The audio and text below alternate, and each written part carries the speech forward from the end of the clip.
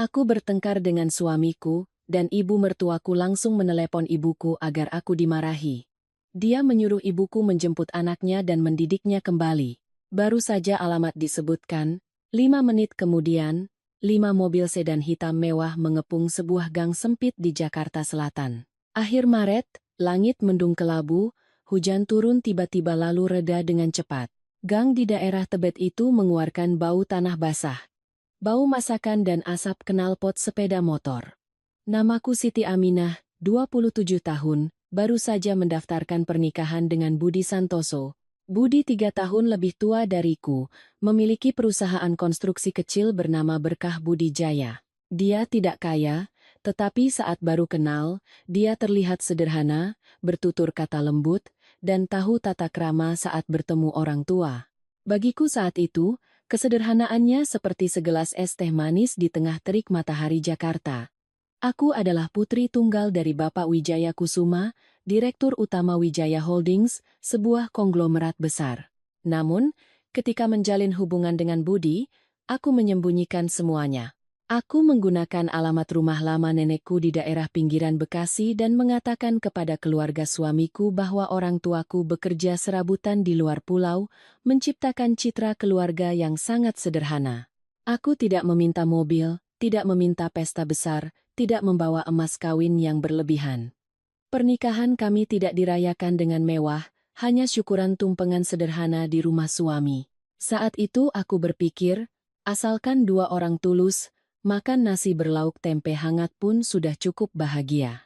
Ayahku pernah berkata bahwa pria ini matanya memiliki ambisi tetapi punggungnya belum cukup tegak.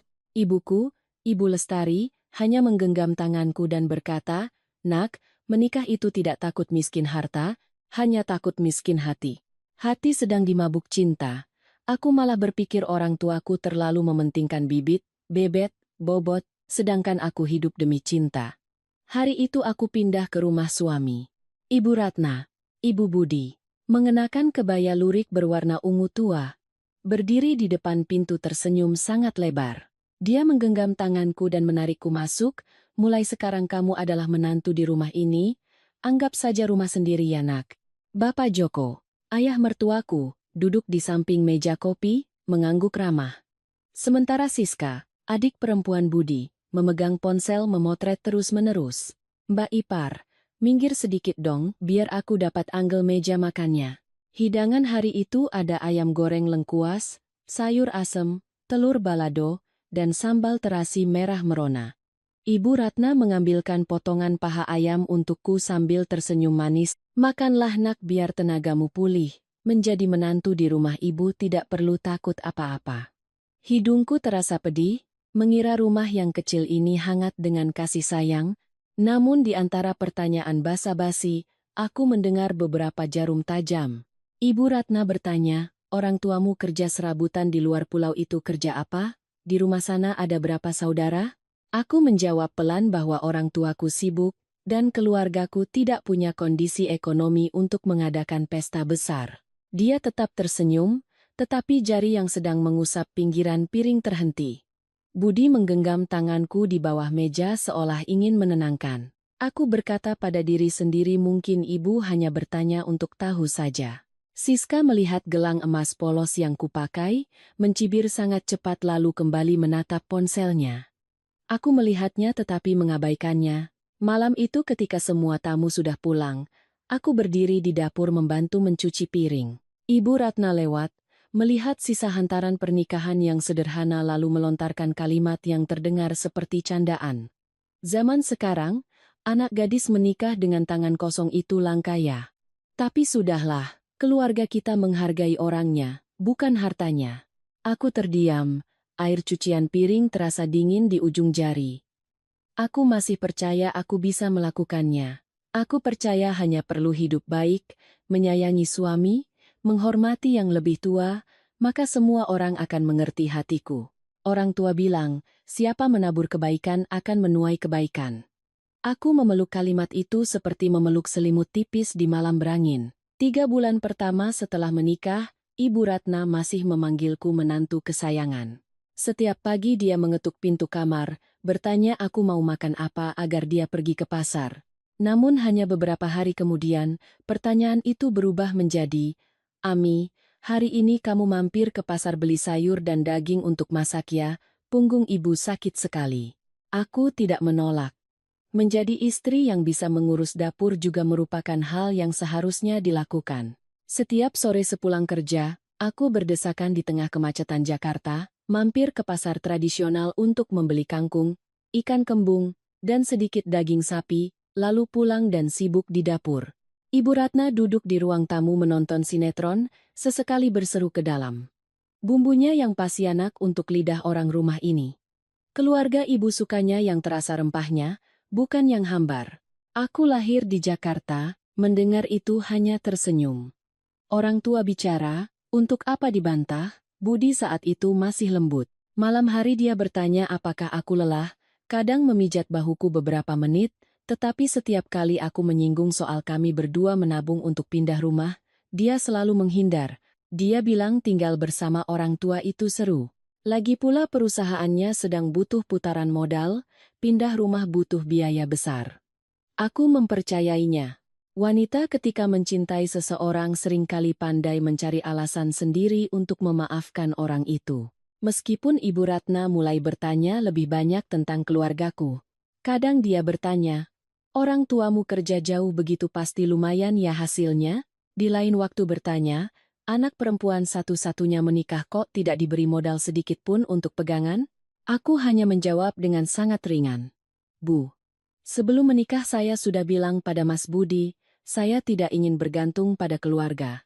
Setiap kali mendengar itu, mulutnya tetap tersenyum tetapi matanya menunduk. Senyum itu seperti tutup panci yang sedang ditutup.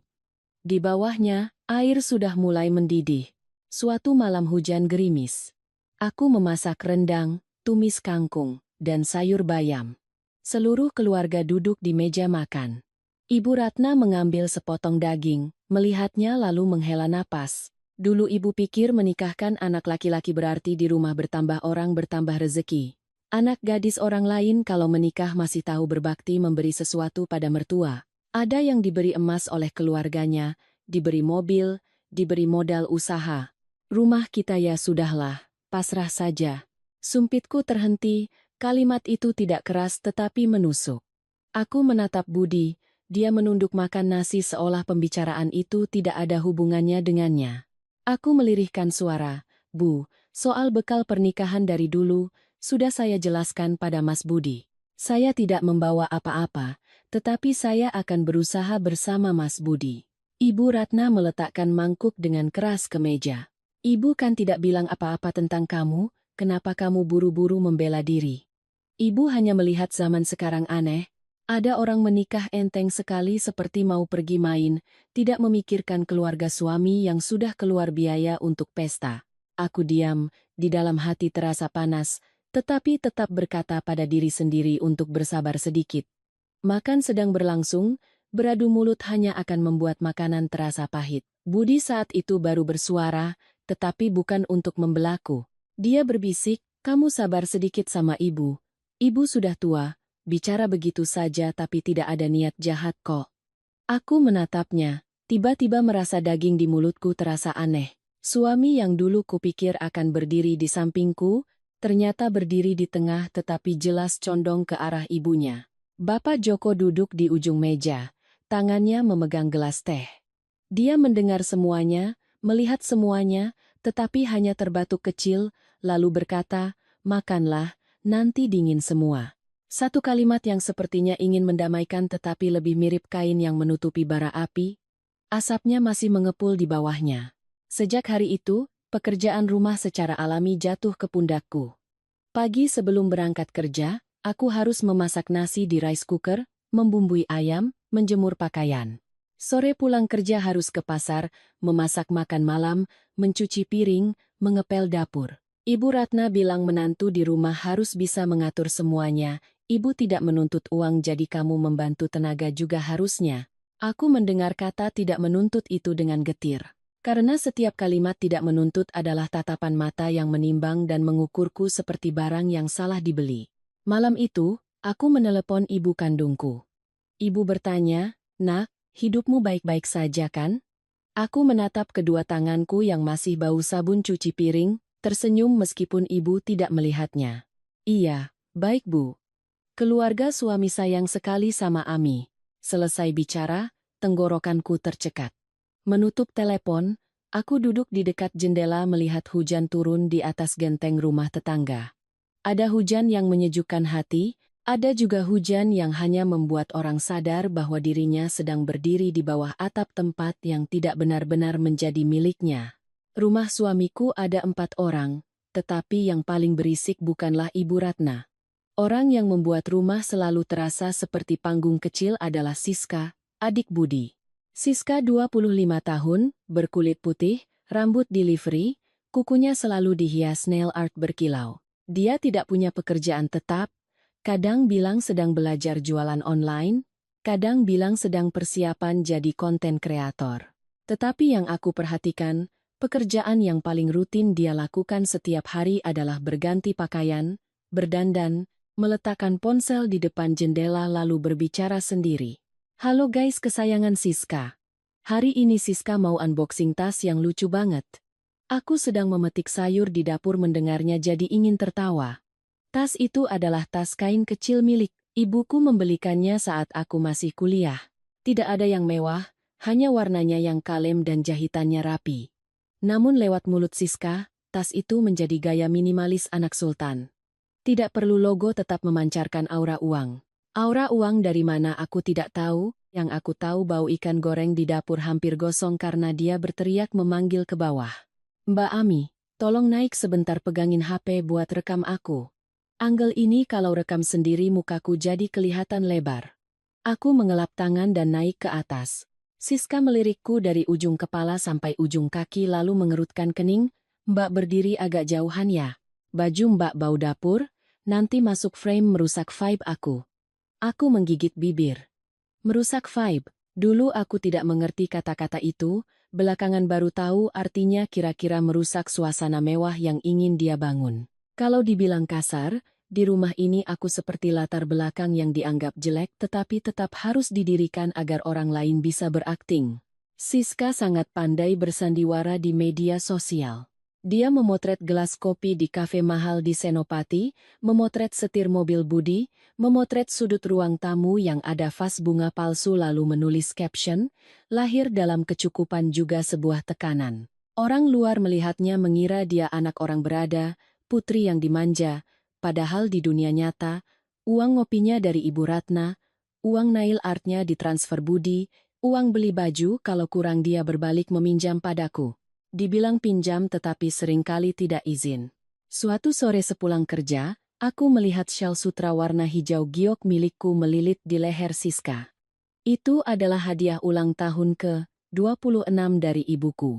Tidak mencolok, tidak ada logo besar, tetapi bagiku sangat berharga karena masih ada wangi parfum lembut ibu.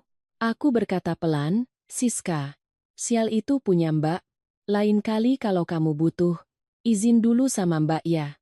Siska sedang bercermin, mendengar itu langsung tersenyum sinis.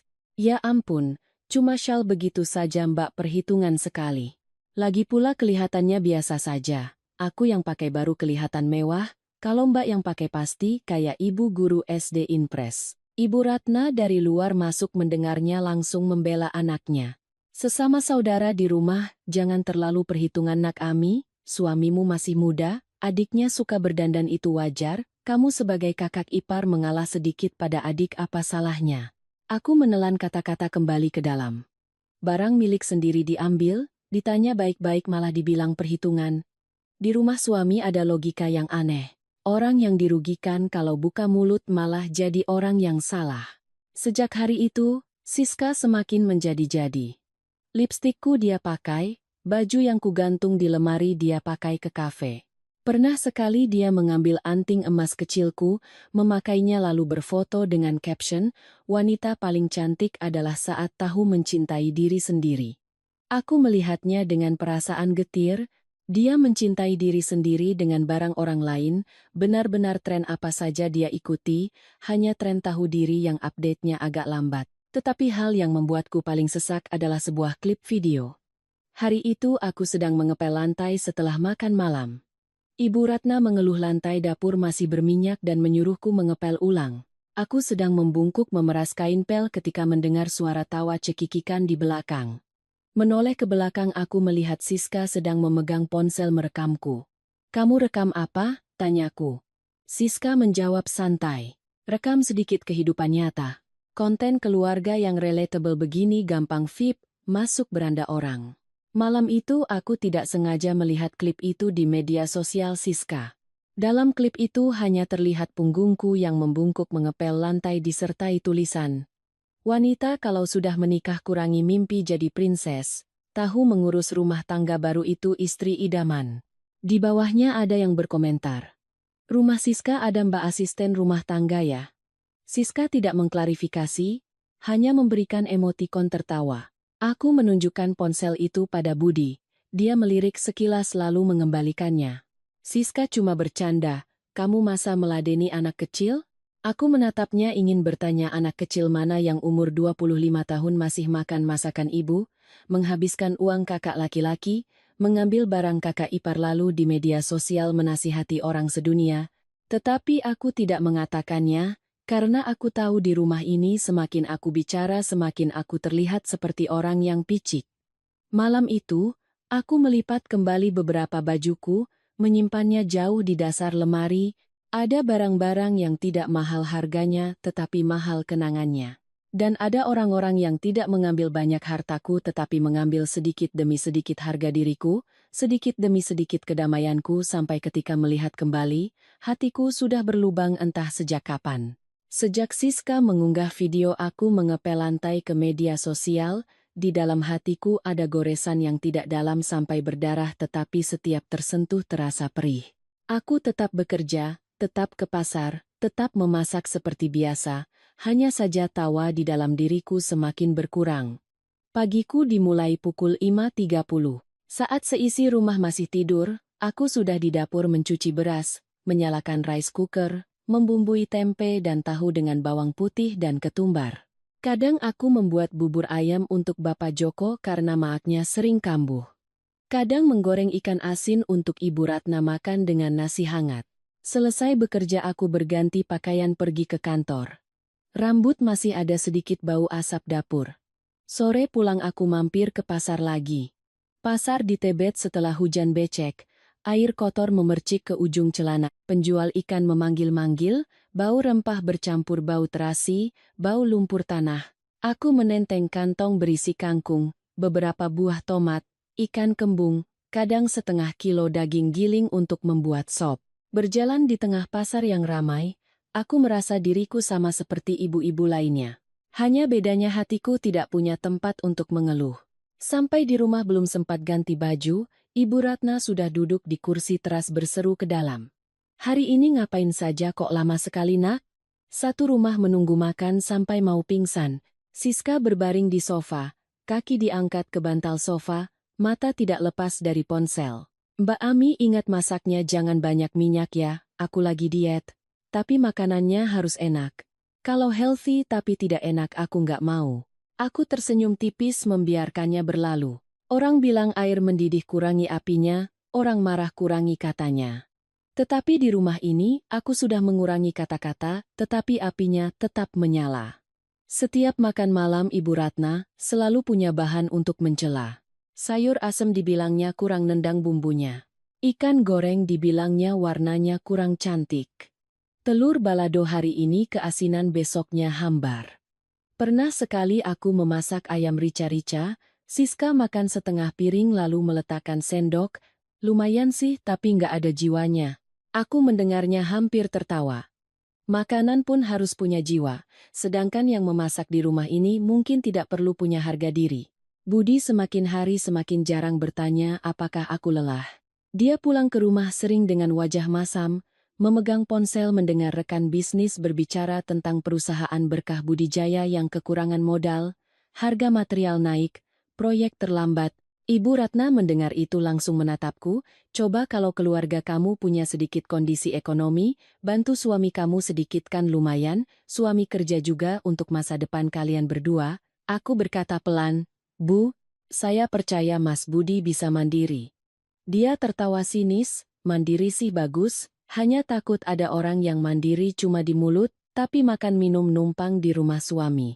Kalimat itu seperti duri yang menancap di dada. Aku punya gaji, setiap bulan selalu menyumbang uang belanja, uang listrik dan air. Tetapi di matanya, semua yang kulakukan seringan hembusan napas. Sedangkan hal yang tidak kubawa yaitu emas kawin, uang modal, tanah dan rumah, terasa seberat gunung. Suatu malam larut, aku duduk di kamar mandi menangis sangat pelan. Air dari shower mengalir menutupi suara isak tangis. Aku melihat diriku di cermin, mata cekung, rambut diikat asal, bahu semakin kurus. Aku bertanya pada diri sendiri, gadis yang dulu berdiri di depan orang tuanya berkata bahwa aku bertanggung jawab atas pilihanku sendiri, sekarang ada di mana? Ibuku masih menelepon rutin, suaranya selalu lembut. Aminak, kamu makan teratur tidak? Budi memperlakukanmu bagaimana? Aku menggenggam erat ponsel melihat bekas merah di tangan karena terlalu banyak mencuci piring lalu menjawab, iya Bu, Ami baik. Mas Budi sibuk tapi sayang sama Ami, Ibu jangan khawatir. Berbohong pada ibu adalah hal yang paling menyakitkan, tetapi mengakui bahwa aku menderita lebih menyakitkan lagi. Aku takut ibu sedih, takut bapak kecewa, takut Kak Andi menatapku dengan tatapan, aku sudah bilangkan. Gengsiku saat itu seperti baju bagus yang basah kehujanan, dipakai membuat menggigil kedinginan tetapi masih tidak tega untuk dilepas. Suatu malam aku baru saja membereskan mangkuk, Bapak Joko memanggil pelan, Ami, kamu letakkan saja itu, istirahatlah sebentar. Aku belum sempat merasa senang, Ibu Ratna sudah berkata, Bapak ini jangan memanjakan dia nanti jadi kebiasaan. Jadi menantu kalau tidak tahu pekerjaan rumah tangga siapa yang mau melihat. Bapak Joko langsung diam, menunduk menuang teh. Aku mengerti di rumah ini tidak semua orang jahat, tetapi orang yang melihat kebenaran, namun diam kadang juga membuat orang yang terluka semakin sakit, karena itu membuat kita berharap lalu kecewa lagi. Malam itu, aku berbaring di samping Budi mendengar suara hujan jatuh di atas genteng.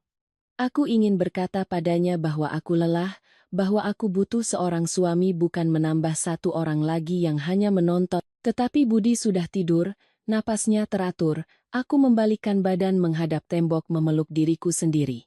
1 tahun menjadi menantu, aku belajar menelan air mata sebelum sempat jatuh ke piring makan.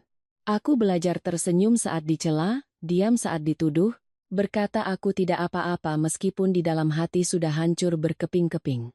Orang luar melihatku punya suami, punya rumah untuk pulang, sedangkan aku setiap malam melangkah melewati pintu itu merasa seperti tamu di hidupku sendiri. Belakangan setelah semua masalah berlalu, Kak Andi baru bercerita padaku bahwa keluargaku tidak pernah benar-benar tenang sejak hari aku pergi untuk menikah dengan Budi.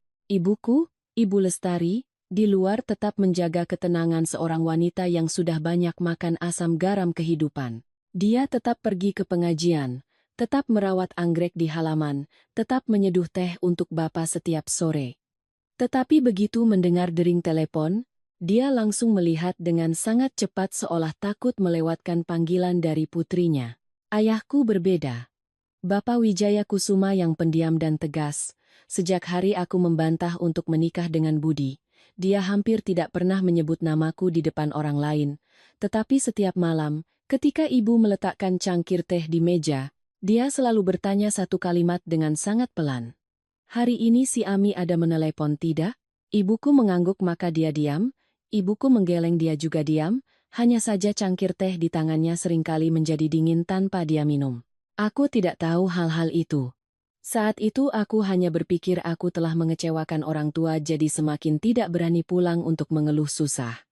Setiap kali ibu menelepon, aku berusaha berbicara dengan nada ceria.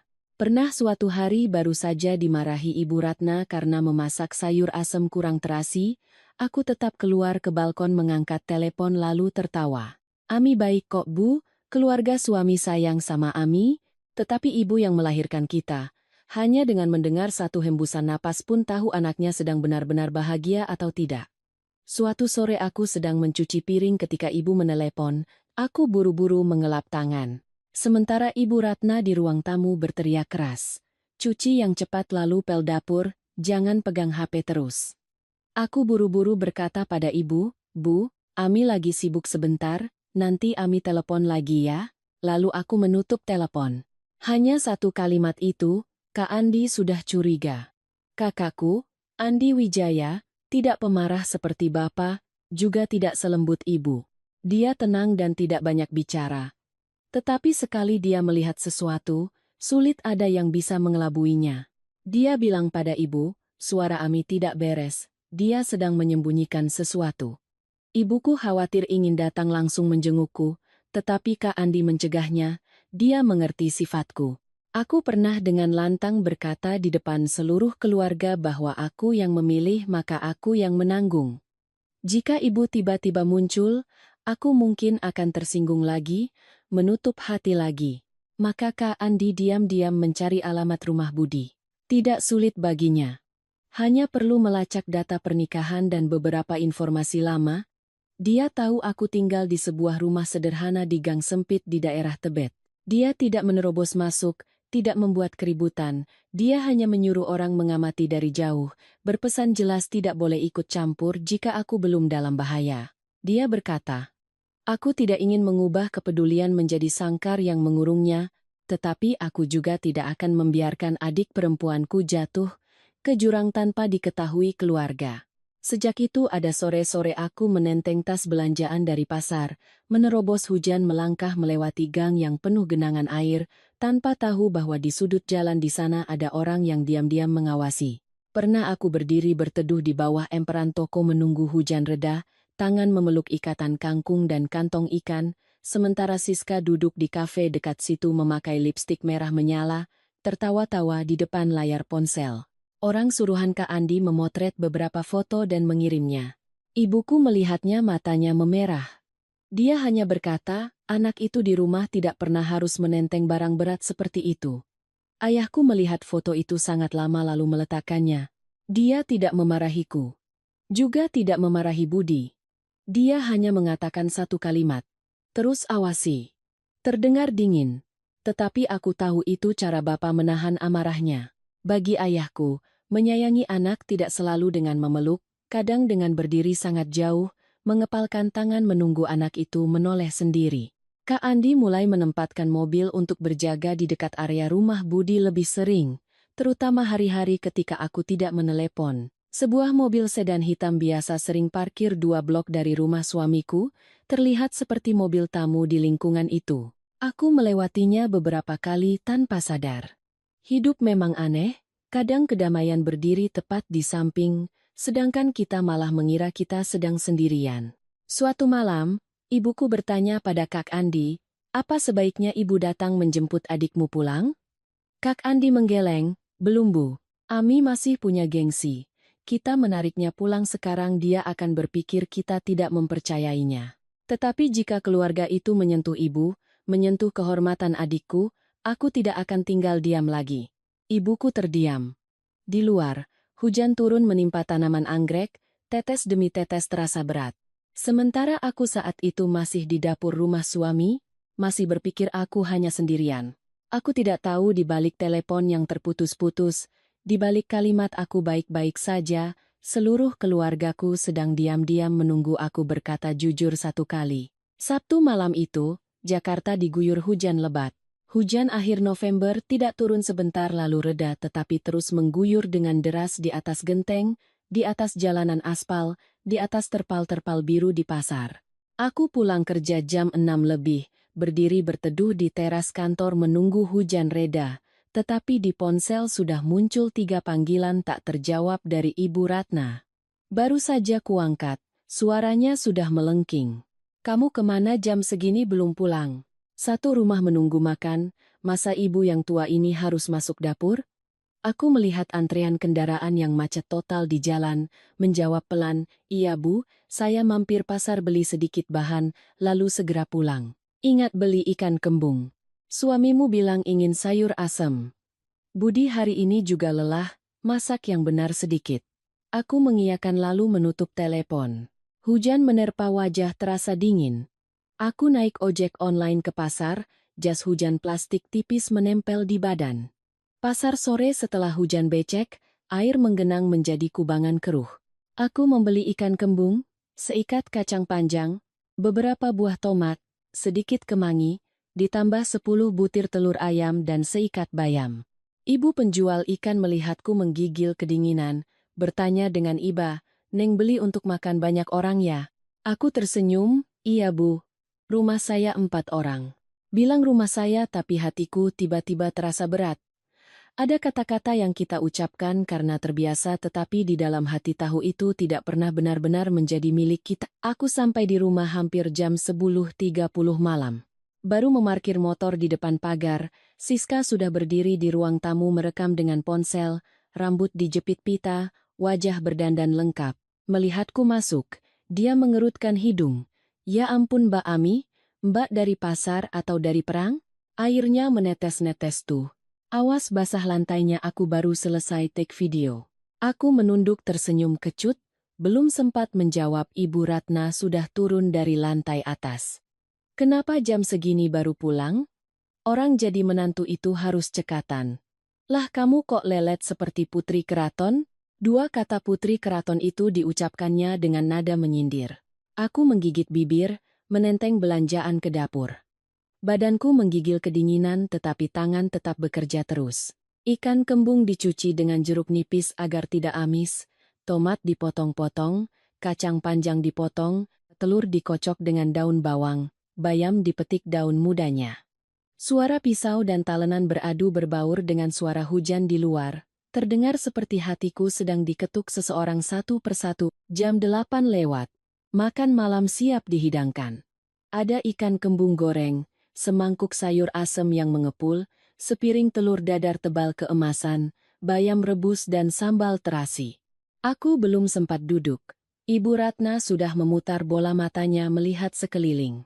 "Masak cuma beberapa macam kok lama sekali.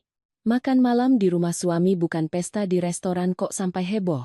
Budi duduk, wajahnya masam. Aku tahu perusahaannya sedang didesak mitra soal progres, tetapi aku tetap berharap dia bertanya apakah aku lelah. Akhirnya dia hanya mengambil ikan dan berkata ketus, "Sayurnya agak terlalu asam." Siska menyeruput sesendok kuah lalu meletakkan mangkuknya. "Aku ngomong jujur ya, masakan ini kelihatannya kampungan banget tapi ya sudahlah Mbak Ami, bisanya begini sudah usaha." Aku diam. Ada kata-kata yang jika dibalas akan jadi pertengkaran, ditelan jadi sesak. Ibu Ratna menatapku memulai nada setengah mengeluh setengah menyalahkan yang sudah akrab di telinga. "Keluarga orang lain menikahkan anak gadis, paling tidak pihak perempuan memberi sedikit emas agar anak gadisnya bangga. Keluarga kita ini hebat ya, dapat menantu tangan kosong, tidak ada uang, tidak ada modal, tidak bisa membantu suami 1 rupiah pun." Aku meletakkan sendok dengan sangat pelan. "Bu, sebelum menikah saya sudah jelaskan pada Mas Budi, saya tidak punya harta bawaan, saya juga bekerja, setiap bulan saya tetap membantu uang belanja." Ibu Ratna tertawa sinis, "Uang belanja? Beberapa lembar uang receh saja dihitung jasa. Perusahaan suamimu sedang butuh modal? Kamu jadi istri tidak tahu membantu. Cuma tahu kerja terima gaji lalu disimpan sendiri." Budi menghela napas keras, nadanya kesal.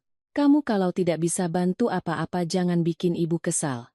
Ibu bicara begitu juga demi kebaikan kita berdua." Kalimat itu seperti segelas air dingin disiramkan langsung ke wajahku. Aku menatap suamiku, pria yang dulu bilang hanya perlu ada aku sudah cukup. Ternyata setelah cukup lama, cinta juga diletakkan di atas timbangan bersama uang. Siska yang duduk di samping sedang memainkan ponsel tiba-tiba menyela. "Ibu benar tuh, Mbak Ami jangan sok suci deh, tidak bawa apa-apa ke rumah suami setidaknya harus nurut, pasti di rumah ibu Mbak juga terlalu dimanja makanya Mbak tidak tahu tata krama." Suasana di meja makan terhenti. Aku mengangkat kepala menatap Siska.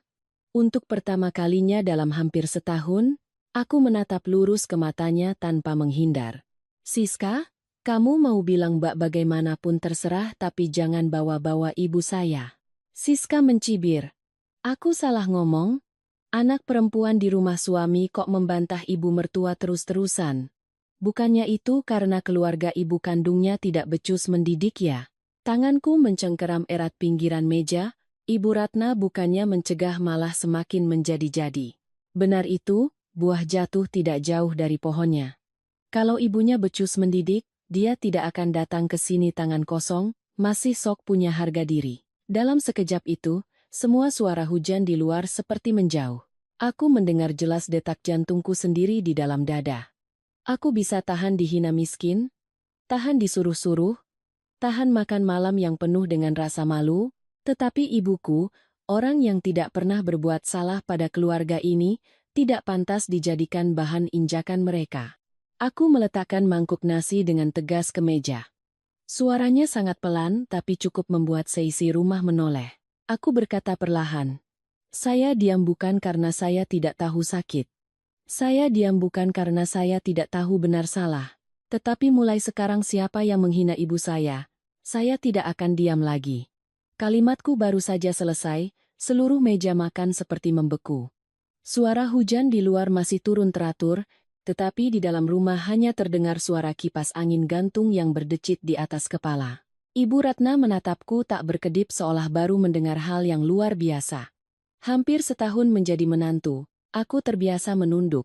Terbiasa bilang iya bu. Terbiasa menahan diri. Mungkin dia tidak menyangka orang sepertiku berani mengatakan kalimat itu di depan seluruh keluarga. Dia membanting sumpitnya ke meja. "Wah, sekarang kamu sudah berani ya Ami?" Baru dibilang beberapa kalimat sudah membela ibu kandung mati-matian. Jadi ibu mertua ini dianggap sampah ya? Aku berusaha menjaga suara tetap tenang. Saya tidak bermaksud begitu, saya tetap menghormati ibu, tetapi ibu saya tidak ada hubungannya dengan masalah ini. Tolong ibu jangan bicara kasar tentang beliau. Budi mengerutkan kening, nadanya kesal. Kamu bisa diam tidak? Ibu cuma bicara begitu saja, kamu membesar-besarkan masalah. Aku menatapnya.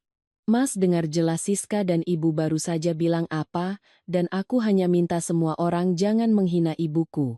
Dia membuang muka, mengambil sepotong ikan memasukkannya ke piring lalu berkata seolah habis kesabaran, "Kamu minta maaf saja sama ibu biar selesai, seharian ini aku sudah cukup lelah." Satu kalimat itu membuat hatiku benar-benar dingin. Ternyata di matanya, kehormatan ibuku bahkan tidak sebanding dengan ketenangan di meja makan. Siska yang duduk di samping tertawa. Dia mengangkat ponselnya mengarahkannya padaku.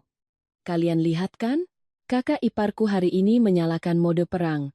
Di rumah suami tangan kosong tapi gayanya selangit." Aku menoleh pada Siska.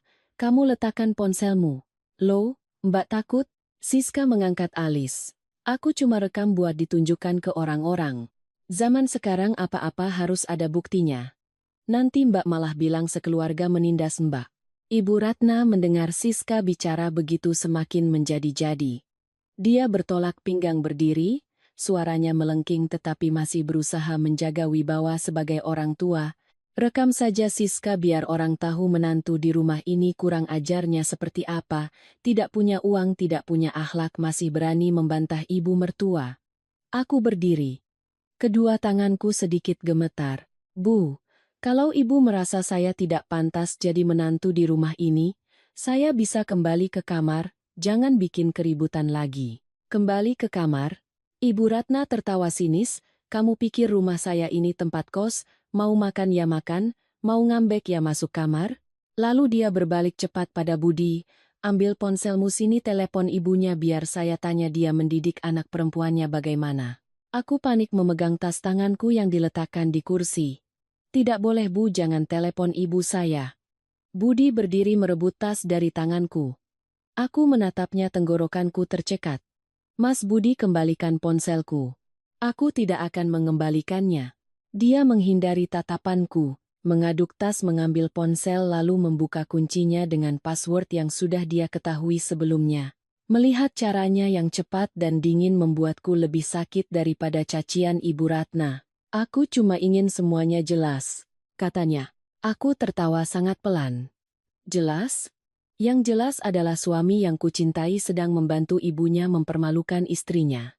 Ibu Ratna mengambil ponsel, melihat daftar kontak menemukan nama ibu langsung menekan panggil, dia bahkan sengaja menyalakan loudspeaker, meletakkan ponsel tepat di tengah meja makan. Siska berdiri agak menyamping. Beralih dari merekam video menjadi live stream, mulutnya bergumam, drama keluarga real ya guys.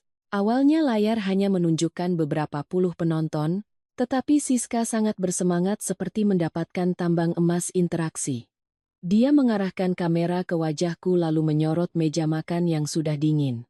Telepon berdering 3 kali, jantungku juga seperti jatuh mengikuti setiap deringnya. Halo, Aminah? Suara ibuku terdengar lembut dan agak khawatir. Aku belum sempat bicara apa-apa. Ibu Ratna sudah menunduk mendekatkan wajah ke ponsel. Anda ibunya si Ami benar kan? Di ujung telepon sana terdiam. Iya, saya ibunya Aminah. Ada masalah apa ya Bu? Ibu Ratna mencibir. Ibu-ibu apanya? Saya telepon untuk memberitahu Anda.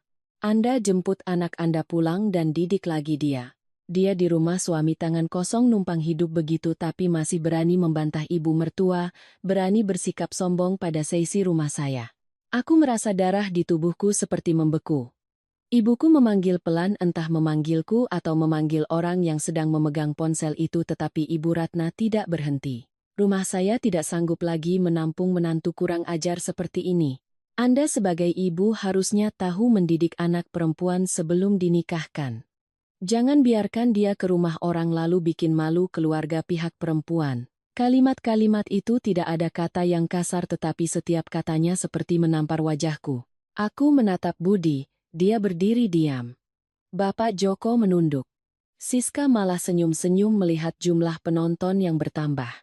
Di ujung telepon sana hening beberapa detik, keheningan itu membuat rumah tiba-tiba terasa lebih dingin daripada hujan di luar. Lalu ibuku bertanya dengan suara yang sangat tenang. Anak saya sekarang ada di mana? Ibu Ratna mengira ibuku sudah takut, langsung menyebutkan alamat dengan sangat jelas. Jalan Tebet Timur Dalam Raya nomor 144. Anda datang jemput, naik ojek atau naik busway juga bisa, cepat sedikit, jangan biarkan anak Anda duduk menangis di rumah saya. Ibuku hanya menjawab, saya mengerti. Ibu Ratna menutup telepon dengan puas, melempar ponsel ke meja seperti baru saja memenangkan pertempuran. Tuh, biar kita lihat ibumu datang ke sini mendidik kamu bagaimana. Aku berdiri terpaku, kedua mataku terasa panas. Bukan karena takut, tetapi karena orang yang berusaha kusembunyikan penderitaannya selama setahun, akhirnya harus mendengar kata-kata paling memalukan dari keluarga suamiku sendiri. Siska masih memegang ponsel, dengan girang bicara pada layar. Teman-teman tunggu ya, nanti ibunya kakak ipar datang pasti lebih seru lagi. Aku melihat keluar gang. Hujan belum reda tetapi di tengah suara hujan sepertinya ada suara mesin mobil yang sangat berat dari jauh sedang mendekat.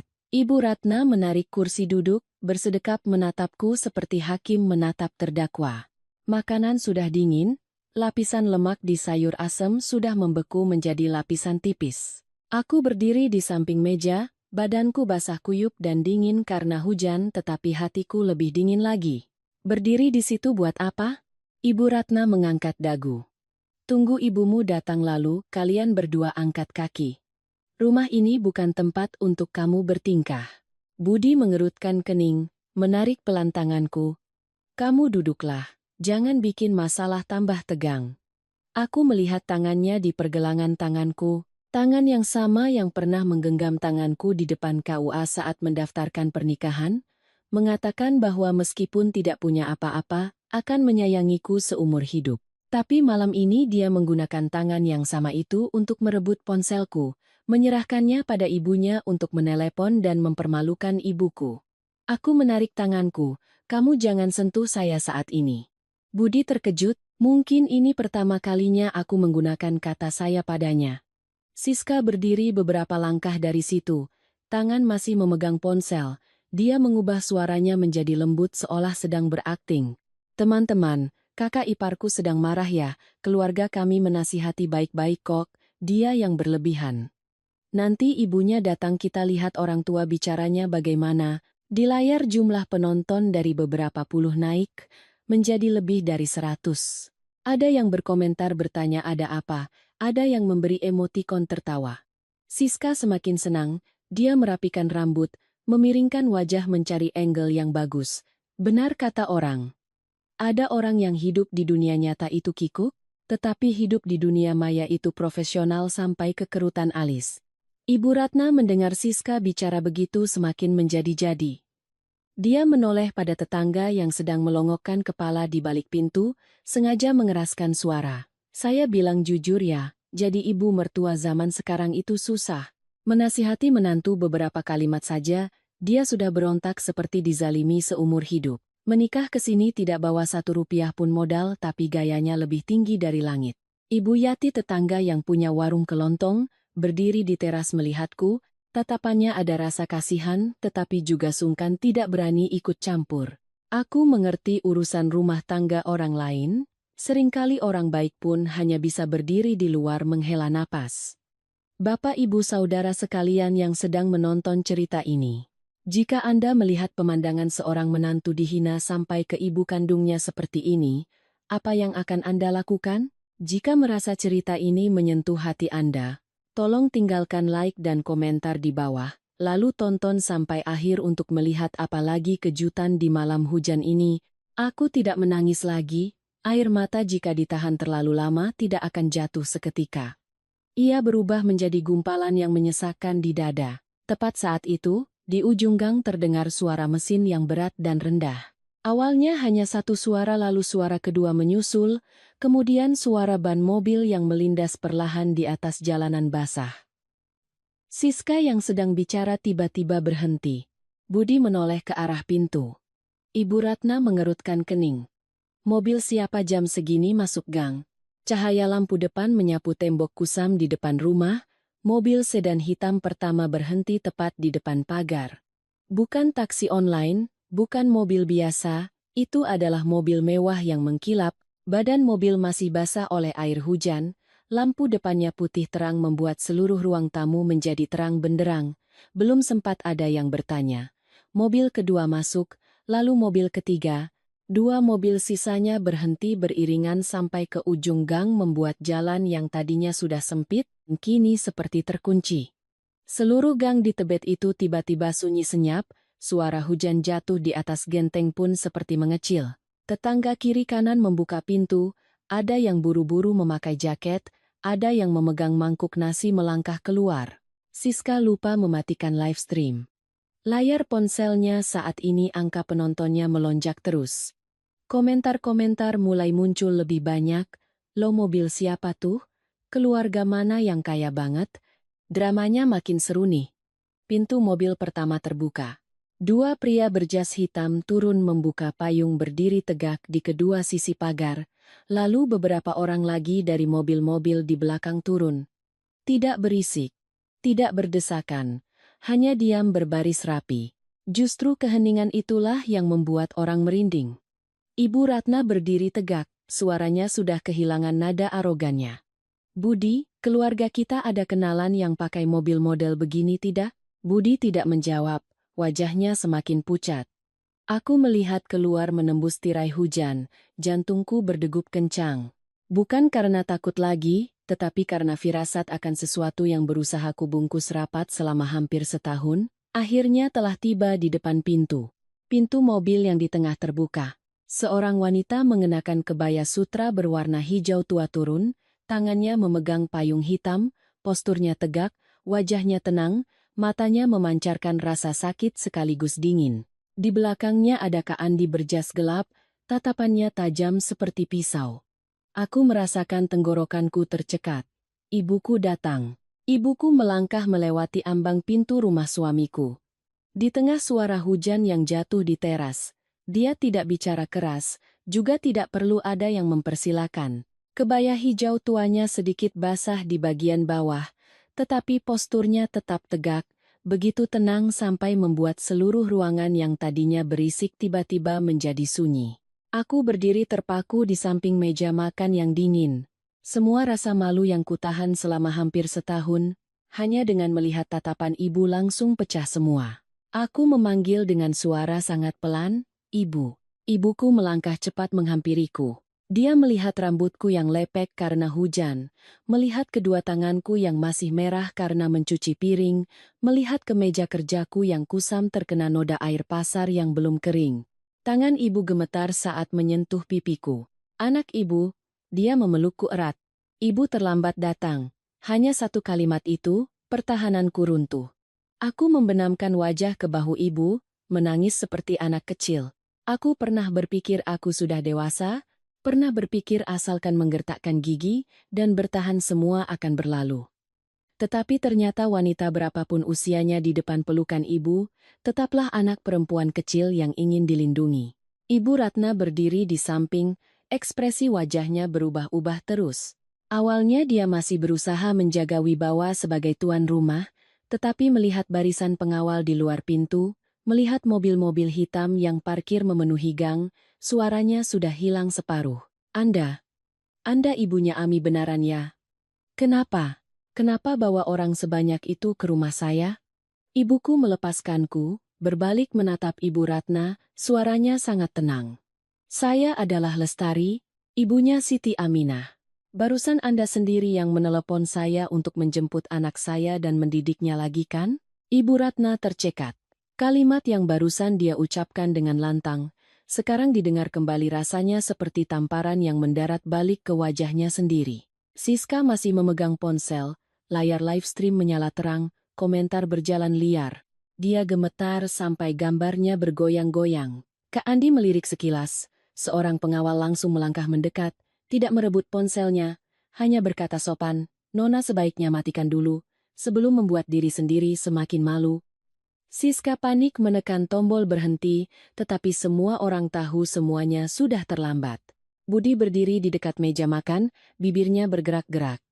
Dia menatap Kak Andi sangat lama lalu wajahnya dari pucat berubah menjadi hijau. Mungkin dia sudah mengenali pria di depannya. Andi Wijaya, Direktur Utama Wijaya Holdings, orang yang sering muncul di halaman berita bisnis yang sering dibaca Budi untuk belajar menjadi pengusaha besar. Kak Andi melangkah masuk, tidak melihat meja makan, juga tidak melihat rumah itu, dia hanya menatapku.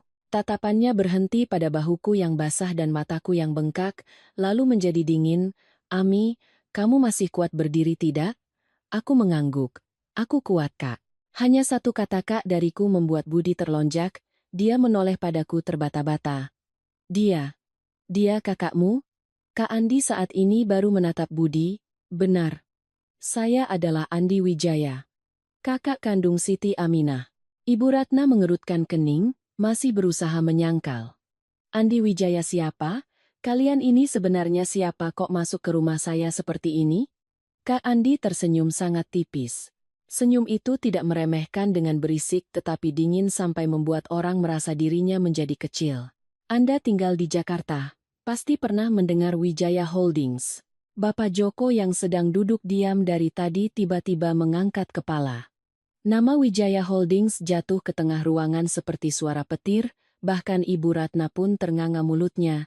Dia mungkin tidak mengerti sepenuhnya tentang bisnis, tetapi dia tahu Wijaya Holdings adalah grup perusahaan besar yang membangun kawasan elit, pusat perbelanjaan, proyek-proyek besar di seluruh Indonesia.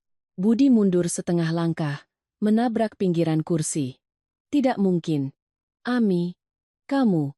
Kak Andi memotong.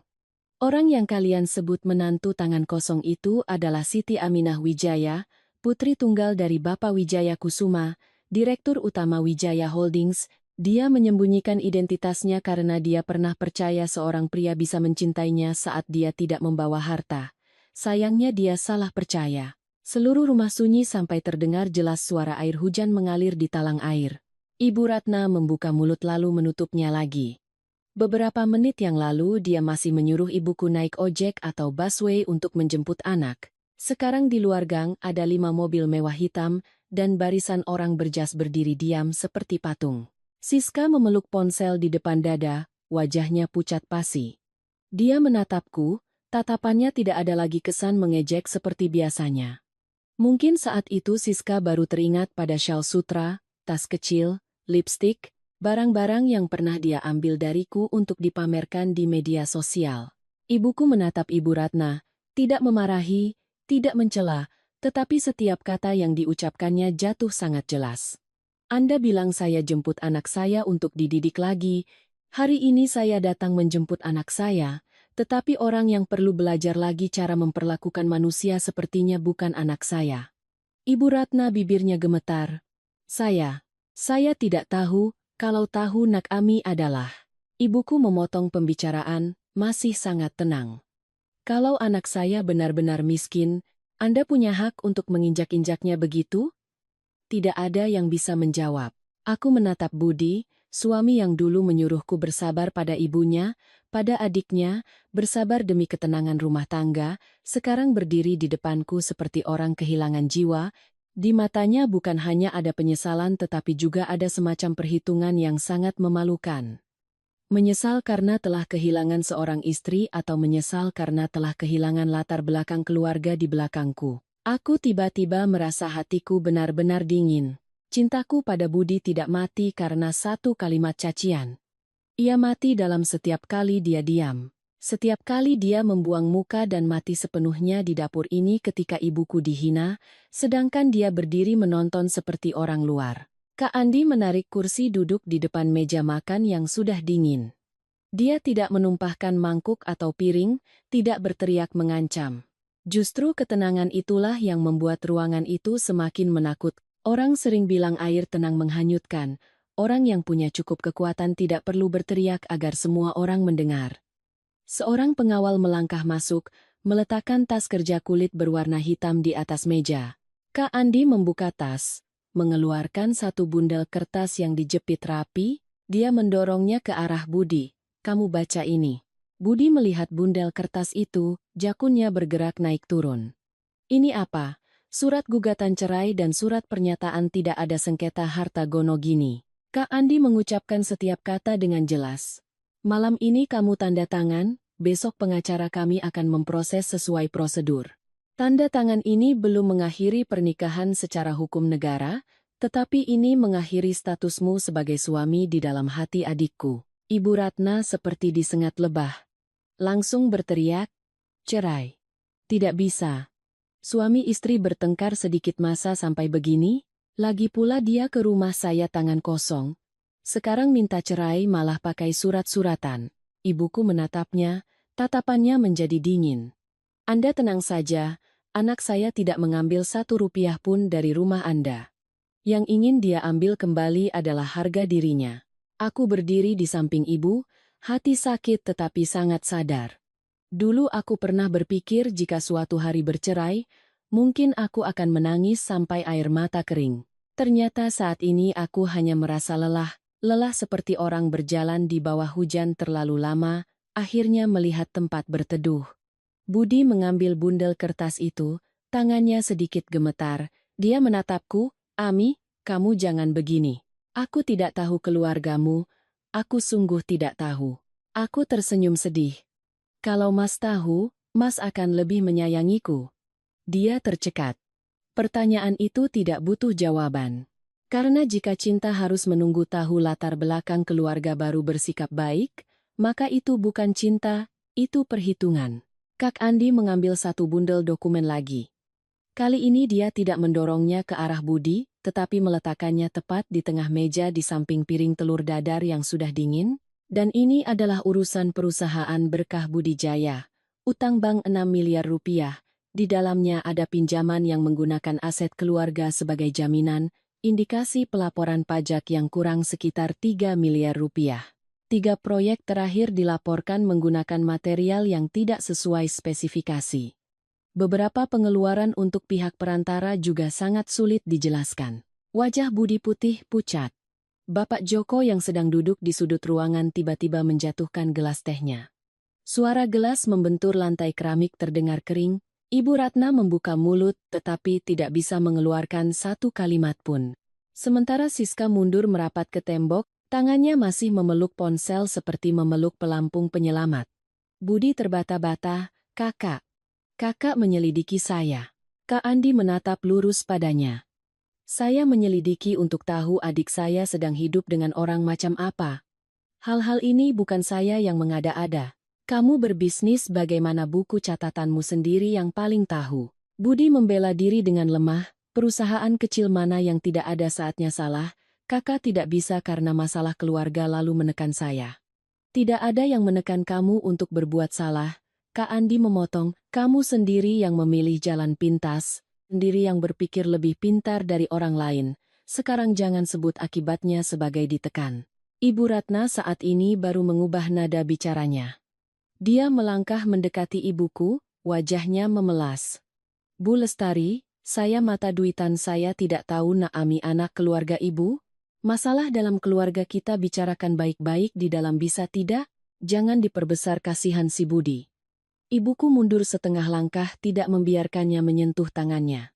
Saat Anda menelepon menghina saya, Anda tidak ingin membicarakannya baik-baik di dalam. Saat anak Anda live stream adegan anak saya dipermalukan, Anda tidak memikirkan kata kasihan. Siska mendengar namanya disebut langsung menangis.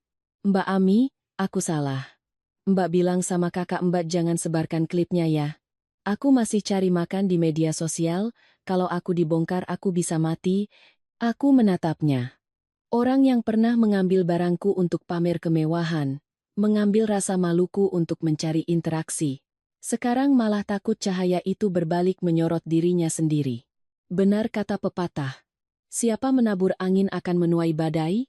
Hanya bedanya badai ini dia sendiri yang menyalakan live stream memanggilnya datang. Aku menoleh pada Budi. Aku menyembunyikan identitas karena ingin tahu Mas mencintaiku atau mencintai apa yang ada di belakangku. Sekarang aku sudah tahu, Mas tidak cukup mencintaiku untuk melindungiku saat aku miskin di mata keluarga Mas. Kalau begitu saat Mas tahu aku tidak miskin, semua kata-kata untuk menahan semuanya sudah terlambat. Budi menunduk menatap pulpen yang diletakkan Kak Andi, jari-jarinya gemetar hebat. Ibu Ratna berdiri di samping sambil menangis bergumam, tanda tangan saja nak, tanda tangan saja nanti dipikirkan lagi. Kalimat itu membuatku merasa getir. Sampai menit terakhir dia masih hanya memikirkan cara untuk menyelamatkan diri. Budi memegang pulpen, goresan pertama melenceng jauh dari garis. Dia berhenti menatapku sekali lagi, tetapi aku tidak membuang muka. Aku ingin dia melihat jelas tatapan mata seorang istri yang telah disia-siakannya. Akhirnya dia menandatangani. Meja makan di meja sudah dingin total dan pernikahanku juga begitu. Setelah Budi selesai tanda tangan, ruang tamu itu sunyi senyap sampai menyesakkan napas. Ibu Ratna terduduk lemas di kursi. Matanya menatap kertas itu seolah hanya dengan menatapnya lebih lama sedikit, tanda tangan itu akan hilang sendiri. Siska berdiri merapat di tembok, wajahnya pucat pasi, tidak ada lagi gaya selebgram media sosial seperti tadi.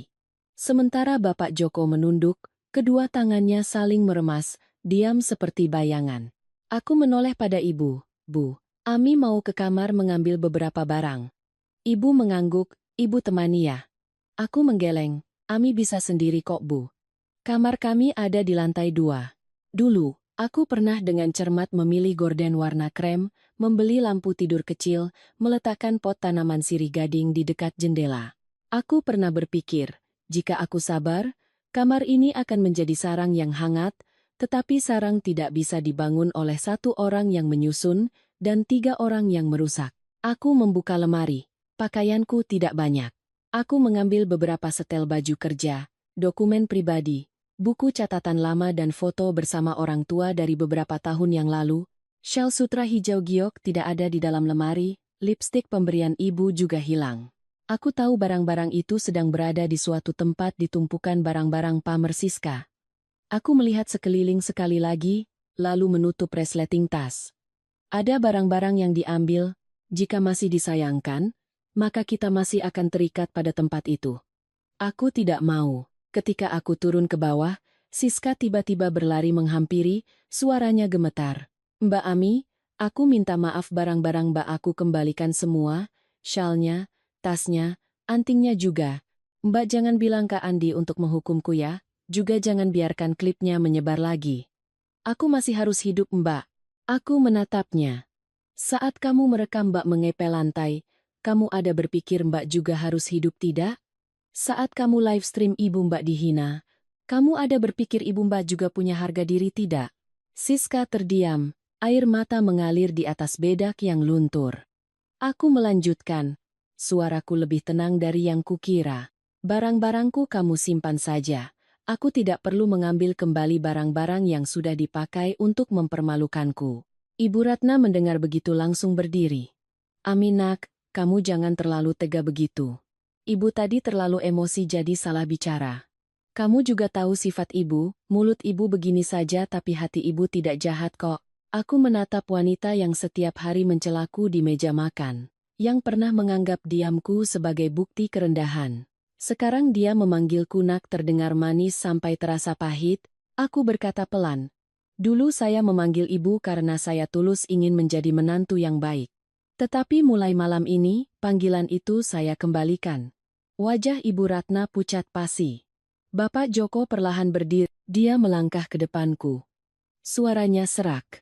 Ami, Bapak minta maaf ya nak. Bapak melihat banyak hal tapi tidak berani bicara. Bapak salah. Aku menunduk memberi salam padanya. Bapak jaga kesehatan. Saya tidak menyalahkan Bapak sebanyak menyalahkan Mas Budi atau Ibu Ratna, tetapi diamnya Bapak pernah membuat saya sakit. Orang baik yang tidak berani bersuara, kadang juga memberi tempat bagi kejahatan untuk berdiri. Budi saat itu baru menerjang maju, dia memegang pergelangan tanganku, suaranya pecah, Ami, aku salah, kamu beri aku satu kesempatan lagi. Aku sungguh tidak tahu kamu menderita sebanyak itu. Aku menarik tanganku kembali. Mas tidak tahu karena Mas tidak mau tahu.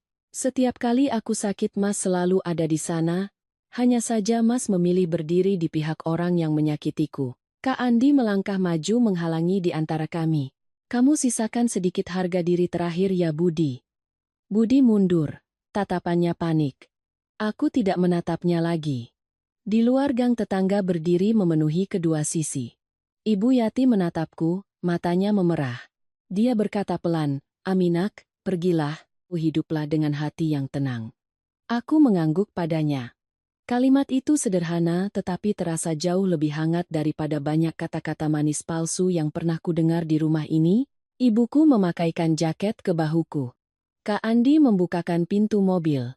Aku melangkah naik meletakkan tas kecil di samping. Ketika pintu mobil tertutup, aku melihat lewat kaca yang buram oleh air hujan, Ibu Ratna duduk bersimpuh di lantai teras. Siska memeluk ponsel menangis. Budi berdiri di tengah pintu seperti orang kehilangan jiwa, mobil melaju, gang itu menjauh di belakang. Aku tidak memenangkan siapapun, aku hanya baru saja meninggalkan tempat yang telah membuatku kalah terlalu lama. Aku pulang ke rumah ibu di Menteng, malam itu tidur nyenyak di kamar lamaku. Kamar itu masih mempertahankan warna gorden favoritku. Rak buku masih ada beberapa novel yang kubaca setengah jalan sejak sebelum menikah. Semuanya terasa begitu akrab, sampai membuat hatiku semakin sakit. Ternyata tempat yang menungguku pulang selalu ada di sana. Hanya aku yang karena gengsi berdiri di luar pintu terlalu lama. Keesokan paginya, ketika aku baru bangun, ibu sudah duduk di samping tempat tidur. Dia tidak bertanya banyak, hanya meletakkan tangan di dahiku lalu berkata, "Bangun. Makan bubur ayam sedikit ya nak. Orang ada masalah apapun harus makan, kalau tidak makan mau ambil tenaga dari mana untuk jalan terus." Aku mendengarnya mataku terasa panas. Di rumah suami aku sakit pun harus turun ke dapur. Pulang ke rumah ibu hanya semangkuk bubur panas pun membuatku merasa menjadi manusia kembali. Sekitar jam 9 pagi, Kak Andi masuk. Di tangannya memegang tablet, wajahnya tenang tetapi tatapannya ada sedikit rasa sungkan. "Ada apa Kak?" tanyaku. Dia duduk di kursi dekat jendela. Potongan live stream Siska tadi malam ada penonton yang merekam layar lalu diunggah ke media sosial. Sekarang sedang menyebar cukup cepat. Aku terdiam sebentar, di kepala terbayang kembali gambaran Siska memegang ponsel, suaranya girang seperti mendapatkan mainan seru. Drama keluarga real ya guys. Saat itu dia ingin mengubah rasa maluku menjadi hiburan, tidak disangka ponsel itu malah berbalik menyorot dirinya sendiri. Kak Andi meletakkan tablet di meja, tidak memaksaku menonton. "Kamu tidak perlu lihat kalau tidak mau, kakak cuma memberitahu agar kamu tahu. Mulai sekarang semua masalah tidak lagi hanya ada di dalam rumah itu." Aku mengangguk pelan. Klip itu dimulai dengan adegan Ibu Ratna berteriak menyuruh ibuku menjemput anak untuk dididik lagi.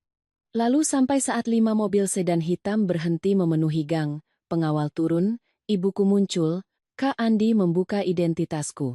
Karena Siska terlalu panik lupa mematikan ponsel, seluruh ekspresi wajahnya yang berubah dari bangga menjadi pucat pasi juga terekam jelas. Awalnya hanya beberapa ratus penonton tetapi warganet memang cepat seperti angin. Ada yang mengenali Siska adalah gadis yang sering pamer tas branded, pamer mobil mewah, pamer gaya hidup anak sultan yang tidak perlu berusaha. Maka foto-foto lamanya digali satu persatu. Seorang warganet berkomentar, "Tas di foto ini sepertinya punya kakak iparnya yang tadi malam dia sendiri yang bilang soal mengambil barang." Yang lain menulis, "Hidup palsu begini benar-benar tingkat tinggi. Pinjam barang orang lalu di medsos menasihati orang sedunia." Ada juga yang menyindir, "Tidak takut miskin, hanya takut miskin tapi aktingnya terlalu mendalam." Aku tidak tertawa. Hatiku saat itu tidak merasa puas, hanya merasa ada sesuatu yang sangat berat diangkat dari dada. Hampir setahun ini, aku dibicarakan di belakang, direkam diam-diam, dijadikan bahan lelucon dalam status-status sindiran. Aku pernah ingin menjelaskan tetapi takut semakin bicara semakin terlihat seperti membela diri. Sekarang justru klip yang direkam Siska sendiri yang berbicara mewakiliku. Siang harinya, sebuah merek kosmetik lokal kecil yang pernah menyewa Siska untuk endorse mengirim pengumuman membatalkan kerjasama. Mereka meminta Siska menghapus postingan dan mengembalikan uang karena citra pribadinya menimbulkan kesan negatif. Beberapa toko baju online juga mengunggah permintaan maaf pada pelanggan karena pernah bekerja sama dengan orang yang memiliki perilaku menghina dan mencemarkan nama baik anggota keluarga. Siska menelepon Kak Andi terus-menerus, kakak tidak mengangkatnya. Setelah itu dia mengirim pesan yang sangat panjang padaku, dibuka dengan, "Mbak Ami, aku tahu aku salah." Aku membaca 2 baris lalu mematikan ponsel. Ada permintaan maaf yang tidak datang dari penyesalan tetapi datang dari rasa takut kehilangan keuntungan. Di pihak keluarga Budi, semuanya juga kacau balau. Ibu Yati diam-diam mengirim pesan padaku satu kalimat. "Nak Ami pergi, rumah itu dari pagi bertengkar seperti pasar pecah." Aku tidak bertanya lebih lanjut. Tetapi sore harinya Kak Andi tetap bercerita singkat. Ibu Ratna memarahi Siska bodoh karena dia live stream makanya sekeluarga jadi malu. Siska menangis balik menyalahkan kalau ibu tidak membesar-besarkan masalah tidak menelepon ibuku datangkan tidak akan ada kejadian itu. Budi ditelepon terus oleh rekan bisnis, marah membanting ponsel ke meja. Bapak Joko hanya duduk di teras merokok habis satu batang sambung batang lain. Sebuah rumah yang dulu sangat kompak menindas satu orang, begitu kena masalah langsung terpecah belah saling menyalahkan. Dipikir-pikir hubungan darah pun kalau dibangun di atas gengsi dan uang, hanya butuh satu angin kencang sudah menerbangkan atapnya. Malam itu aku duduk makan malam bersama bapak, ibu, dan Kak Andi. Hidangan ada sayur bayam bening dengan jagung, ikan tongkol balado, dan tempe goreng. Ayahku mengambilkan sepotong ikan untukku, suaranya masih tegas. "Makanlah, masalah yang sudah lalu biarlah orang dewasa yang urus bagian yang perlu diurus. Kamu simpan tenagamu untuk hidup terus." Aku menunduk makan, air mata jatuh ke piring nasi, tetapi kali ini bukan air mata karena malu, itu adalah air mata seseorang yang setelah sekian lama tersesat, akhirnya menemukan jalan pulang. 3 hari setelah aku meninggalkan rumah suami, pengacara keluargaku secara resmi mendaftarkan gugatan cerai ke pengadilan agama. Sejak saat itu, semua telepon dan pesan dari Budi dialihkan ke pengacara. Aku tidak langsung memblokirnya, bukan karena masih lunak hati tetapi karena aku ingin diriku tenang. Melihat jelas akhir dari pernikahan ini. Budi mengirim banyak pesan padaku. Awalnya dia mengirim pesan, "Ami aku salah, kamu temui aku sekali bisa tidak?" Setelah itu berubah menjadi, "Kamu bilang sama Kak Andi jangan mempersulit perusahaanku." Lalu akhirnya adalah, "Bagaimanapun kita pernah jadi suami istri, kamu tidak bisa setega ini." Aku membacanya dan merasa hatiku dingin. Kata suami istri dia sebut saat butuh aku memaafkan. Tetapi saat aku dihina oleh ibu dan adiknya, dia lupa bahwa aku adalah istrinya. Perusahaan Berkah Budijaya miliknya sebenarnya tidak besar. Dulu Budi sering pamer padaku bahwa perusahaannya sedang mengerjakan beberapa proyek renovasi ruko, perbaikan kantor, kadang juga ikut serta dalam proyek perumahan kecil di daerah pinggiran seperti Depok atau Tangerang. Dia bicara dengan nada bangga sekali. Seolah hanya beberapa tahun lagi akan menjadi kontraktor besar. Aku pernah percaya. Pernah berpikir pria yang punya semangat maka aku harus mendampingi. Tetapi belakangan aku baru tahu berkah Budijaya hanya bagus di mulut, di dalamnya adalah pinjaman yang menumpuk satu sama lain, kontrak yang diputar-putar, material yang kadang bagus kadang jelek, pembukuan yang kadang dicatat kadang disembunyikan. Fondasi itu sebenarnya sudah miring, masalahku hanyalah angin yang membuatnya terlihat di depan mata semua orang. Pagi itu, Kak Andi meletakkan di depanku sebuah laporan singkat. Dia tidak ingin aku tenggelam dalam dendam, tetapi juga tidak membiarkanku buta akan kenyataan. 3 rekan bisnis Budi telah menghentikan kontrak sementara. Dia bilang mereka takut terkena imbas keributan, dan juga mulai memeriksa ulang kualitas proyek. Aku melihat nama-nama dalam laporan itu, ada perusahaan yang pernah disebut Budi saat makan malam. Hari itu dia bahkan pamer bahwa hanya perlu menjaga kontrak ini, akhir tahun akan membelikan mobil baru untuk ibunya. Sekarang justru merekalah yang menelepon meminta Budi memberikan klarifikasi. Bank juga mengirim surat peringatan meminta penambahan aset jaminan untuk pinjaman 6 miliar rupiah. Rumah di Tebet, yang dulu sering dipamerkan Ibu Ratna pada kerabat bahwa rumah saya di Jakarta Selatan ada tanah ada sertifikatnya jelas, telah dimasukkan ke dalam daftar aset yang akan disita jika Budi tidak bisa membayar utang tepat waktu. Aku mendengar itu hatiku tidak merasa puas seperti yang kukira. Mungkin karena aku pernah tinggal di rumah itu, pernah mengepel setiap anak tangganya, pernah menjemur baju di bawah atap terasnya, tetapi kasihan bukan berarti menoleh ke belakang. Orang menabur benih apa, tiba musimnya tetap harus menuai buahnya sendiri. Sore harinya, Ibu Yati mengirim pesan padaku. Dia bercerita karyawan perusahaan Berkah Budijaya datang ke kantor menuntut gaji.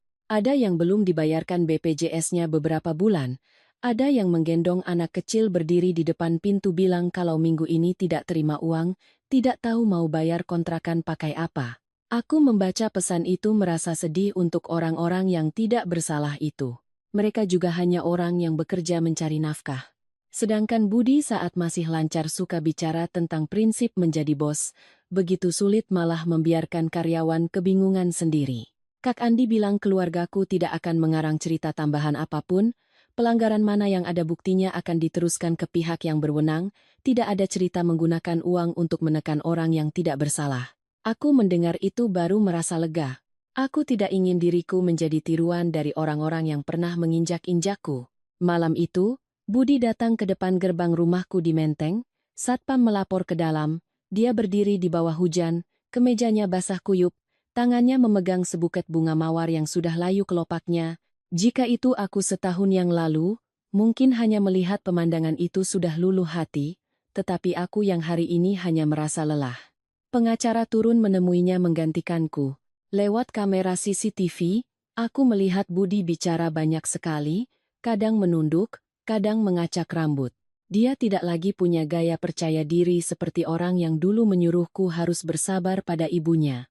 Tetapi dalam semua kata yang diucapkannya, aku tidak mendengar satu kalimat pun yang benar-benar bertanya bagaimana sakitnya aku. Dia hanya takut perusahaannya hilang, rumahnya hilang, ibunya disalahkan, adiknya dihujat di media sosial. Aku mematikan layar, ayahku duduk di seberang meletakkan cangkir teh ke meja. Dia berkata, "Kamu lihat kan? Sebuah bangunan mau berdiri kokoh fondasinya harus." Aku mengangguk. Untuk pertama kalinya setelah sekian lama, aku merasa kata-kata Bapa tidak lagi berjarak. Itu seperti lampu kecil yang menyorot ke tempat di mana aku pernah buta.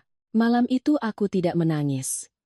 Aku membuka jendela melihat hujan jatuh ke taman rumahku. Di luar sana Berkah Budijaya mulai retak fondasinya, sedangkan di dalam diriku, sebuah fondasi lain sedang diam-diam dibangun kembali. Pelan saja tetapi lebih kokoh dari sebelumnya.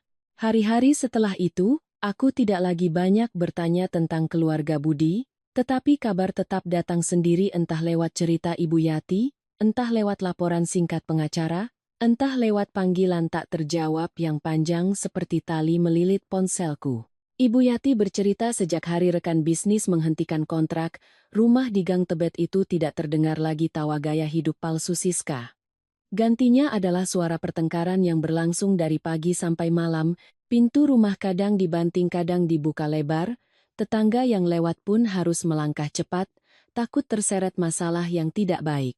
Ibu Ratna adalah orang yang meledak duluan. Dia menunjuk wajah Budi, suaranya melengking. Aku membesarkanmu, menyekolahkanmu, menikahkanmu, kok bisa punya istri kaya begitu kamu tidak bisa menjaganya? Kamu benar-benar punya emas di tangan malah dibuang ke selokan. Budi saat itu tidak lagi diam seperti dulu. Perusahaan kacau, bank menagih, karyawan menuntut gaji, dia seperti panci presto yang ditutup katupnya terlalu lama, dia menggebrak meja, kalau bukan ibu setiap hari mencelanya, kalau bukan ibu menelepon mempermalukan ibunya, masalahnya akan jadi begini tidak? Ibu Ratna terdiam lalu berteriak, "Kamu menyalahkan ibu? Kamu suaminya? Kamu tidak tahu membujuknya ya?" Ibu bicara beberapa kalimat lalu kenapa? Jadi menantu kalau tidak tahu bersabar, lalu jadi menantu buat apa? Budi tertawa getir, suaranya serak. Dia sudah bersabar hampir setahun Bu, bersabar sampai seisi rumah ini mengira dia tidak tahu sakit, ibu masih mau dia bersabar sampai kapan? Kalimat itu jika Budi ucapkan lebih awal, mungkin hatiku tidak akan sedingin ini, tetapi hidup memang aneh. Ada orang yang baru sadar rasa sakit orang lain ketika luka itu sudah tidak lagi menjadi miliknya. Siska duduk di sofa, matanya bengkak karena menangis. Ponselnya sekarang bukan lagi panggung yang gemerlap tetapi menjadi benda yang menakutkan. Begitu dibuka isinya pesan caci maki, komentar ejekan, kenalan yang unfriend. Dia memeluk bantal sambil menangis sambil menyalahkan, semua ini gara-gara ibu, kalau ibu tidak memaksa Mbak Ami menelepon ibunya, aku kan tidak akan live stream sampai adegan itu. Sekarang semua orang menghujatku palsu. Ibu Ratna menoleh memarahi balik. Kamu masih berani bicara? Siapa suruh kamu merekam terus sepanjang hari hidup di medsos sekarang medsos menelanmu kan? Siska membantah. Ibu juga suka pamer kan? Ibu kan pernah bilang padaku unggah foto mobil Mas Budi, unggah rumah kita biar orang tahu keluarga kita berada kan? 3 orang yang dulu satu suara saat merendahkanku. Sekarang masing-masing memegang pisau berbalik melukai satu sama lain. Benar bahwa saat masih ada keuntungan disebut darah daging, begitu bencana datang berebut mencari tempat bersih untuk berdiri. Bapak Joko duduk di teras, rambutnya lebih putih dari sebelumnya.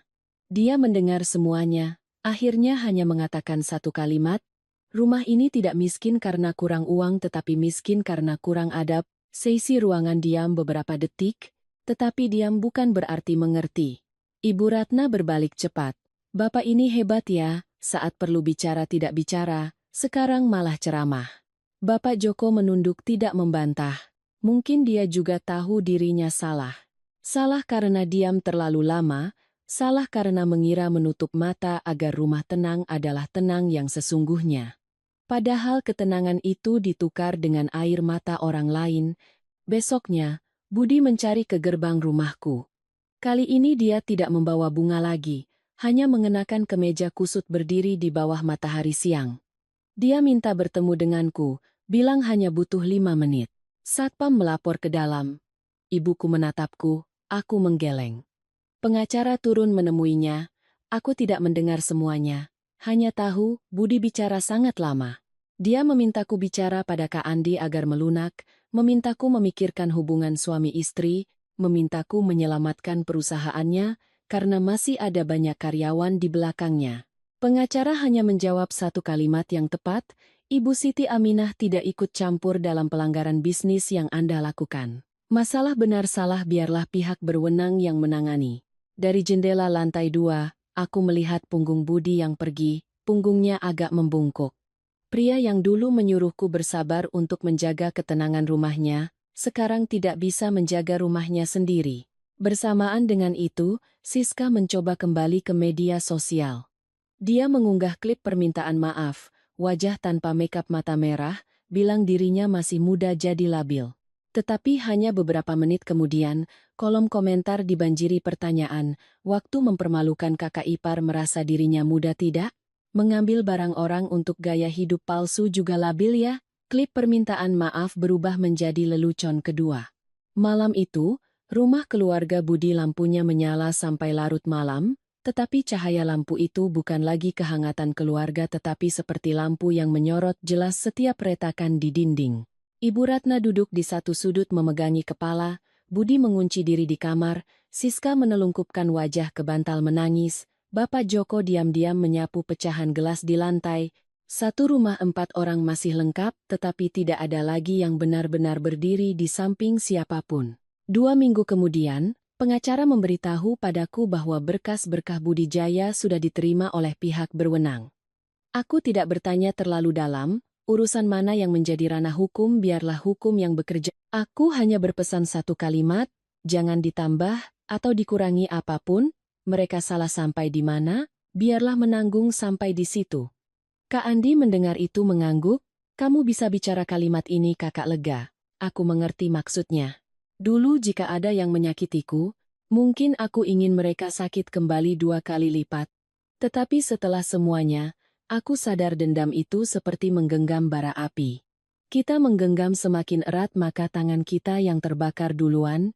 Aku tidak ingin hidupku terus ditarik ke dalam lumpur oleh keluarga Budi. Perusahaan berkah Budi Jaya mulai diperiksa satu persatu proyeknya. Ada rumah di daerah Bekasi yang ketahuan materialnya tidak sesuai kontrak. Sebuah kantor di Jakarta Pusat harus diaudit ulang bagian plafon dan sistem kelistrikannya. Rekan bisnis meminta ganti rugi, klien datang ke kantor menuntut penjelasan. Orang-orang yang dulu memanggil Budi Mas Budi yang terpercaya, sekarang menghindarinya seperti menghindari hujan.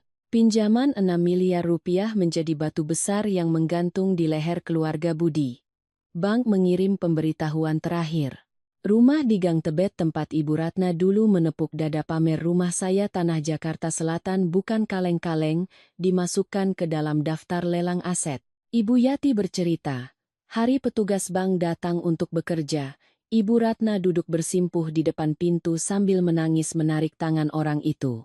Dia bilang rumah itu adalah keringat dan air mata seumur hidup, tetapi petugas hanya menjelaskan dengan lembut, surat-surat sudah ditandatangani, utang ya harus dibayar.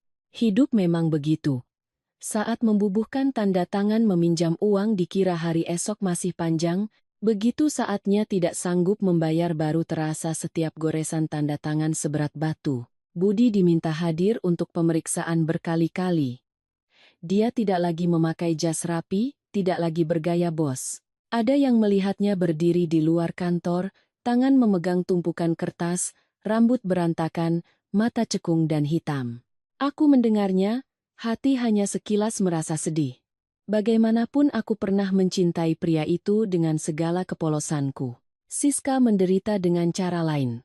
Kehilangan citra di media sosial, dia melamar kerja di beberapa butik fashion, tetapi begitu orang mengenali kasus live stream itu, mereka menolak dengan halus. Akhirnya Siska harus bekerja sebagai kasir di sebuah kedai kopi kecil. Hari pertama bekerja, dia difoto diam-diam oleh pelanggan dan diunggah ke media sosial dengan kalimat sindiran. Siska menangis di tengah jam kerja, tetapi manajernya hanya berkata, mau orang lupa maka pertama-tama harus hidup yang benar dulu. Kalimat itu terdengar biasa tetapi meresap. Ada pelajaran hidup yang jika dipelajari lewat nasihat terasa ringan, dipelajari lewat rasa malu terasa sakit. Suatu sore, pengacara membawakan untukku sebuah kotak kecil. Dia bilang Bapak Joko yang menitipkannya. Di dalamnya ada bros bentuk tunas bambu dari perak milik ibuku. Barang yang kukira sudah hilang lama. Ternyata dulu Siska mengambilnya untuk dipadukan dengan baju saat foto, setelah itu disimpan dan lupa di laci. Aku menatap bros itu sangat lama, kenangannya masih ada tetapi barangnya sudah melewati terlalu banyak tangan yang tidak menghargai. Aku menutup kembali kotaknya. Anda kembalikan pada Bapak Joko tolong, sampaikan bahwa saya berterima kasih karena Bapak sudah berniat baik, tetapi saya tidak ingin menyimpan barang apapun yang mengingatkan pada masa lalu itu. Pengacara agak terkejut lalu mengangguk. Saya mengerti. Malam itu, aku berjalan-jalan di taman rumah, Hujan sudah reda, wangi bunga melati tercium samar di balik pagar. Ibuku melangkah datang memakaikan syal tipis padaku. "Kamu sayang tidak?" tanya ibu. Aku tahu ibu tidak hanya bertanya tentang bros itu. Aku menatap tetes air yang masih menempel di daun, menjawab pelan, "Ada sayangnya bu, tapi Ami menyayangkan masa muda Ami, menyayangkan kepercayaan Ami, bukan menyayangkan orang yang telah menyia-nyiakannya." Ibu menggenggam tanganku. Tangan beliau hangat dan lembut tetapi juga kokoh seperti akar pohon tua menghadapi angin. Aku kembali ke dalam rumah meminta bertemu Bapak dan Kak Andi. Ketika keduanya duduk di ruang teh, aku berkata jelas setiap kata. Ami mau bekerja di Wijaya Holdings, tidak perlu jabatan. Ami mau mulai dari posisi paling bawah di divisi proyek. Ayahku menatapku sangat lama. Kak Andi tersenyum tipis. Bapak bertanya, "Kamu yakin tidak?" Aku mengangguk. Ami sudah pernah salah memilih orang, sekarang Ami mau memilih lagi diri sendiri. Hari pertama aku melangkah masuk ke Wijaya Holdings sebagai karyawan magang, banyak orang menatapku dengan tatapan penasaran. Mereka tahu aku adalah putri Bapak Wijaya Kusuma, adik Direktur Utama Andi Wijaya. Ada yang menyapa dengan sangat sopan, ada yang berbisik di belakang. Pasti putri bos kerja buat Iseng beberapa hari. Aku mendengar semuanya tetapi tidak menjelaskan. Setelah setahun menjadi menantu keluarga Budi, aku sudah mengerti ada kata-kata yang tidak perlu dibalas dengan mulut. Hiduplah dengan benar. Waktu yang akan menjawab sendiri. Bapak tidak membiarkanku masuk ke ruangan pribadi yang mewah. Dia menempatkanku di divisi proyek diserahkan pada Ibu Sari, kepala divisi yang terkenal disiplin dan tegas. Ibu Sari menatapku dari ujung kepala sampai ujung kaki lalu berkata langsung, "Di sini tidak ada putri bos, hanya ada karyawan baru bernama Siti Aminah, salah ya diperbaiki, terlambat ya ditegur, kerja tidak becus ya dikeluarkan dari proyek." Aku menunduk, "Iya bu saya mengerti." Hari-hari pertama tidak mudah sama sekali. Aku belajar lagi dari gambar denah, tabel anggaran, proses tender, dokumen legalitas, sampai cara survei lapangan. Pernah aku berdiri di tengah lahan kosong di daerah Cikarang, panas terik memantul dari permukaan beton, kemeja basah punggungnya, kaki sakit karena sepatu baru. Ibu Sari memberiku botol air minum lalu berkata, "Mau bikin properti ramah lingkungan maka pertama-tama harus tahu tanahnya sepanas apa, airnya mengalir bagaimana, warga sekitar hidup dari apa." Aku ingat terus kalimat itu. Aku bukan lagi gadis yang hanya tahu mencintai dengan kepercayaan buta. Aku belajar cara melihat seseorang seperti melihat sebuah bangunan. Fondasinya kuat tidak? Materialnya asli tidak? Janjinya tahan hujan dan panas tidak? Karena rumah dibangun salah masih bisa dirobohkan dan dibangun ulang. Tetapi hidup wanita jika salah dititipkan pada orang yang sempit hatinya, lukanya tidak mudah ditambal. 3 tahun berlalu, aku dari karyawan magang naik menjadi staf ahli lalu wakil kepala divisi proyek. Bukan karena aku anak direktur utama tetapi karena aku telah melensisi setiap tabel data, setiap rapat yang menegangkan, setiap kali laporan dicoret merah satu halaman penuh oleh Ibu Sari. Pernah sekali aku salah membuat anggaran, Ibu Sari mengembalikan berkas di depan seluruh ruangan. Aku merah padam tetapi tidak menangis. Malam itu aku lembur di kantor sampai hampir jam 11 malam, memperbaiki setiap baris. Kak Andi membawakanku sekotak bubur panas, tersenyum berkata, "Si Ami yang dulu pasti sudah menyerah." Aku menjawab, "Si Ami yang dulu sudah bertahan dalam pernikahan yang salah hampir setahun. Urusan memperbaiki satu anggaran proyek apa susahnya untuk tidak menyerah." Dia mendengar itu lalu diam tetapi matanya menjadi hangat. Sampai tahun ketiga, aku ditugaskan mempresentasikan proyek kawasan kota mandiri berwawasan lingkungan di pinggiran Bogor di depan Dewan Direksi. Di ruang rapat hari itu ada Bapakku, Kak Andi, para pemegang saham dan banyak kepala divisi. Aku mengenakan setelan jas warna krem, rambut disanggul rapi, tangan memegang pointer presentasi. Ada yang menentang karena proyeknya bermodal besar pengembaliannya lambat, aku tidak buru-buru membantah. Aku menyajikan data penduduk, tren gaya hidup hijau, kebutuhan orang lanjut usia yang ingin menjauh dari pusat kota yang bising tetapi tetap cukup fasilitas kesehatan, taman, pasar, balai warga. Aku berbicara tentang rumah-rumah yang bukan hanya untuk ditinggali tetapi agar orang bisa hidup dengan layak di masa tua. Ketika aku selesai, ruang rapat hening beberapa detik lalu terdengar tepuk tangan. Ayahku menatapku, tatapan matanya yang biasanya tegas melembut. Aku tahu saat itu dia bukan hanya melihat putrinya bangkit setelah kegagalan, tetapi juga melihat seorang wanita yang sudah tahu membangun kembali hidupnya sendiri. Kabar tentang keluarga Budi belakangan semakin jarang terdengar.